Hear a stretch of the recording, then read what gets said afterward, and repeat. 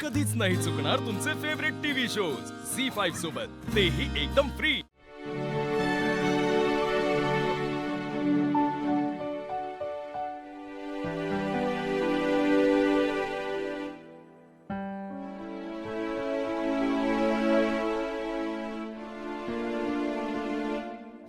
काय झालं सीते?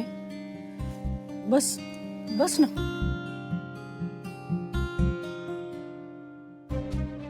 मला जे काही बोलायचंय ते घरी बोलणं शक्य नव्हतं। काय झालंय काय? सांगते। तू आता घरी परत आलीस, आनंदात असशील ना? म्हणजे होणारच आनंद। तुम्हा दोघांना मी घरी यायची परवानगी दिली। आशूच्या आयुष्यात तुझं जे काही महत्व आहे ते कळलंय मला। खरं तर म्हणूनच मी तुला घरी येऊ दिलं। सीताई, त्यासाठी ना खरंच थँक्यू। पण आशूच्या मनात जी जागा आहे ना माझी, तीच जागा मला तुमच्या मनात निर्माण करायची। खरंच सांगते, आशूच्या मनात आहे म्हणून मी त्या घरात आहे असं नकोय मला। मला तुमचं पण मन जिंकायचं। हो हो हो हो। पण काय आहे, तुला आता हे लक्षात घ्यायला हवं की तू देसाईंची सून आहेस।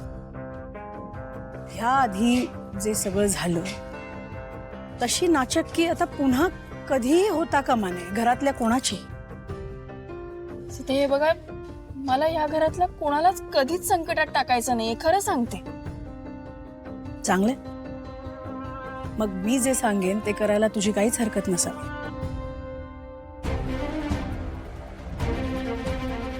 ठीक आहे, तुम्ही सांगा काय करायचंय, मी सगळं करायला तयार आहे। शिवा, तुला मारामारी करणं बंद करावं लागेल।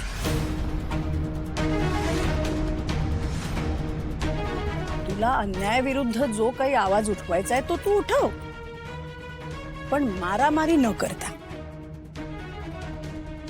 एखाद्या चांगल्या नॉर्मल मुलीसारखी तू वाग। तुझं आशूवर प्रेम आहे ना, मग हे करणं अवघड जाणार नाही तुला।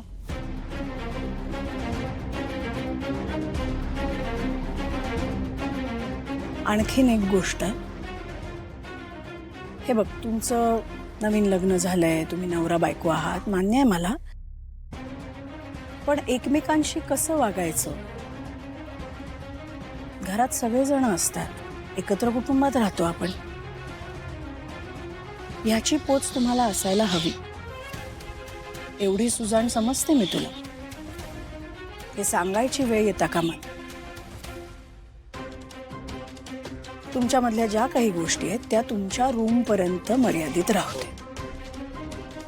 ह्या सगळ्याची काळजी तुला घ्यावी लागेल। आणि सगळ्यात महत्त्वाचं, मारामारी करणं बंद करावं लागेल। झी5 ॲप डाउनलोड करा आणि पहा सर्व एपिसोड्स एकदम फ्री।